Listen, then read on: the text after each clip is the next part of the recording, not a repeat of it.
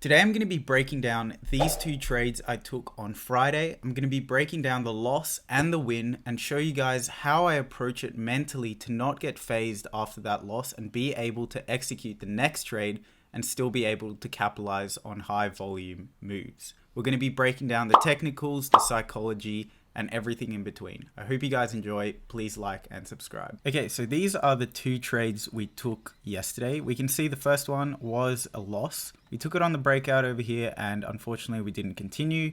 Got stopped out. Next trade we ended up getting the breakout, wick down, used that as our stop loss, and then we continued up. So I didn't get the full 55 pips. I closed about half at 20, another half at 45, and the rest at 55. Okay, so we ended up about plus 30 pips minus this 11 pips. So we were up about 20 pips for the day. Okay, so first of all, let's break down the technicals of this trade. So if we go to the daily over here, hold up. Okay, so we look at the daily and we'll go on replay mode. So first of all, what we can see on the daily is that we're pushing bullish, right? It's very clear that the momentum in the market is bullish. We've closed below previous daily resistance. And if we scroll to the left, we can see that the last time we were here was pre-Brexit levels. Okay, so there are some levels here that we can look at. But when GJ is breaking highs and pushing to levels where it hasn't been in almost 10 years, back in 2015, there's a good chance you're going to see continuations, okay?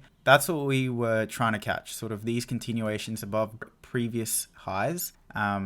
And we just want to see price continue, okay? So sells in this scenario don't really make sense, okay? If we then go down to the 4 hour, this is still very early. This is still the previous day. We can start going forward. So we start going forward and we can see that the 4 hour is supporting the daily because we are creating support. We are creating new highs, and then we have a breakout of this 4 hour level. Okay, so using price action, what do we expect price to do now? We expect the new 4 hour to open up and potentially create a bottom wick, okay, which is also just a retest on the lower time frames. So we create that bottom wick and then we push bullish to continue and break above these highs. Okay, so that was the plan heading into London. You can see the next candle here, 1 a.m.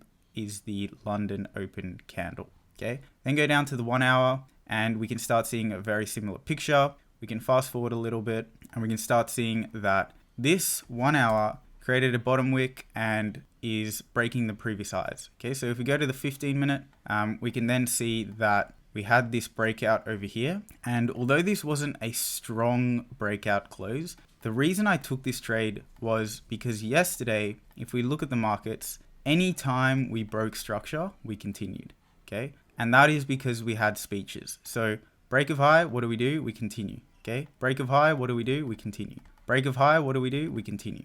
Okay, so if it wasn't speeches and we didn't have this high volume in the market, maybe not the best trade because it's not a very strong close.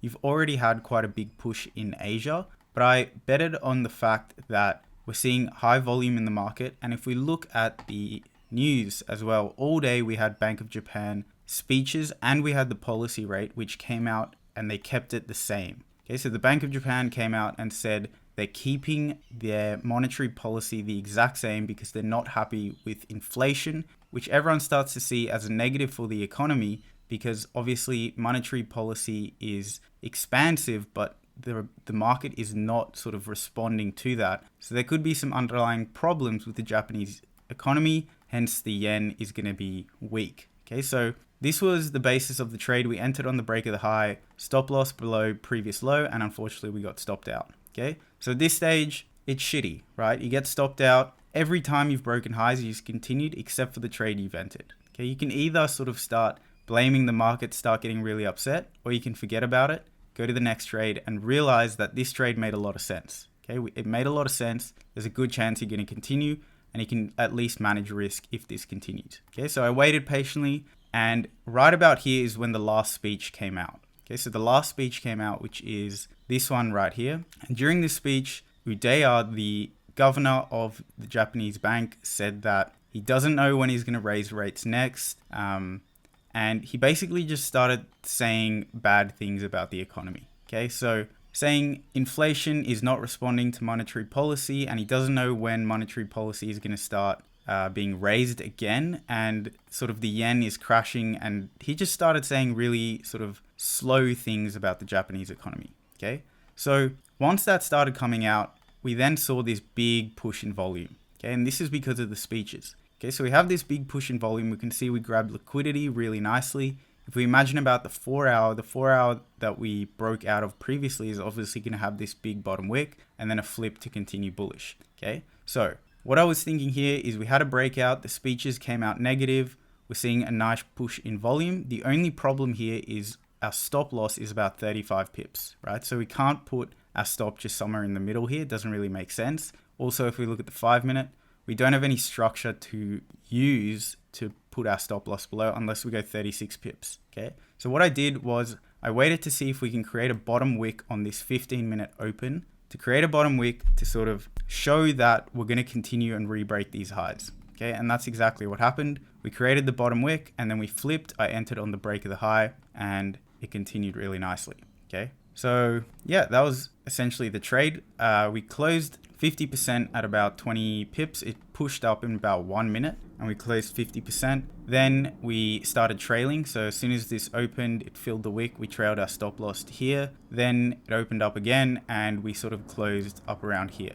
Okay, about 40 pips. And then we just kept trailing. And then once I saw price start slowing down, so we saw the price like really slowing down, I ended up getting out. And I realized also that there was intervention risk. So we needed to be very careful with how we managed this trade. Hence, I kept trailing the stop very aggressively. And as you can see, we actually did have intervention straight after that, okay? Which is interesting because it rejected quite strongly. So yeah, that is the breakdown. Very simple couple of trades. But very importantly, we didn't let this trade get in the way of our next trade, right? Because we followed the plan and we didn't sort of try and drag stops and lose more than we should have, we just accepted this loss and moved on to the next trade. If we took a loss here and we start thinking, oh, this is crap, we're going to get sort of stopped out and like the market's against us, very easy to get caught up in that. And then you're going to be too scared to take this next trade, or maybe you hesitate on this one, then try take this one and something happens or whatever. So yeah, hope you guys enjoyed. See you soon.